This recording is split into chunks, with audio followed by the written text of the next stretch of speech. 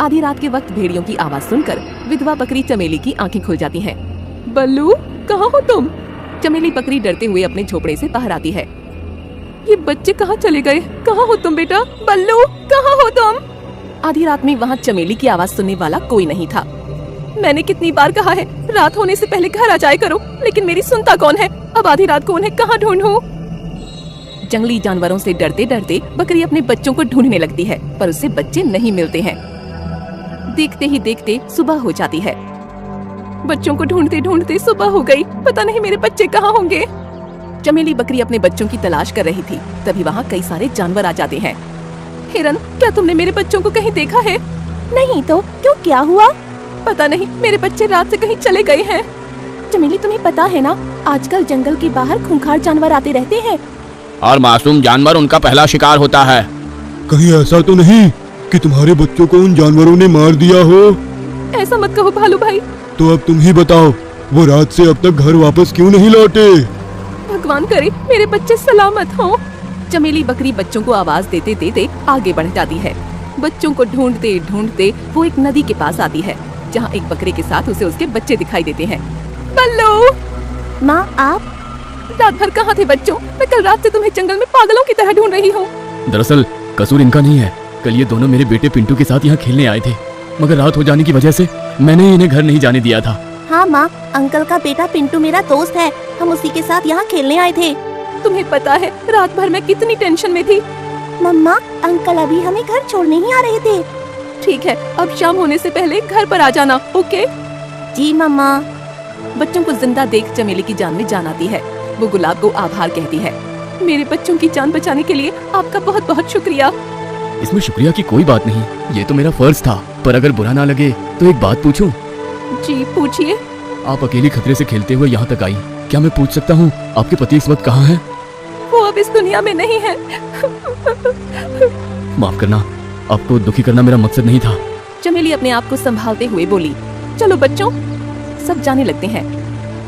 तब गुलाब बकरा कहता है, एक बात कहूँ, अगर बच्चे चाहें तो रोज इन्हें यहाँ खेलने आने देना। यहाँ मैं अपने बेटे जैसा ही इनका ख्याल रखूंगा। जी जरूर। अब चमेली के बच्चे हमेशा गुलाब बकरे के बेटे के साथ खेलने के लिए नदी किनारे पर आते थे, और हर बार चमेली बकरी भी अपने बच्चों के साथ वहाँ आया करती थी।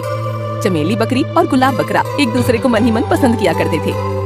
एक दिन गुलाब चमेली से कहता है, चमेली जी, एक बात पूछूं? जी पूछिए। कोई अच्छा सा बकरा मिले तो क्या आप उससे शादी करोगी?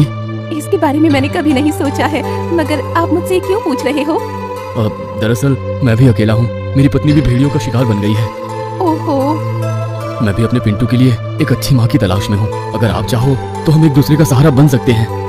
जब से पिल्लू के पिताजी हमें छोड़कर गए हैं, तब से मैं भी चाहती हूँ कि मेरे बच्चों को पिता का प्यार मिले, पर अब कोई ऐसा मिलता ही नहीं जो मेरे बच्चों का पिता बन सके। अगर तुम चाहो तो मैं तुम्हारी सारी जिम्मेदारी लेने के लिए तैयार हूँ। ये सुनकर चमेली बकरी खामोश हो जाती है। क्या हुआ चमेली जी, आपको मेरी बात बुरी लगी क्या? नहीं नहीं, मुझे थोड़ा सा समय दीजिए, मैं आपको सोचकर जवाब देती हूँ। चमेली बकरी अपने बच्चों के साथ घर चली जाती है।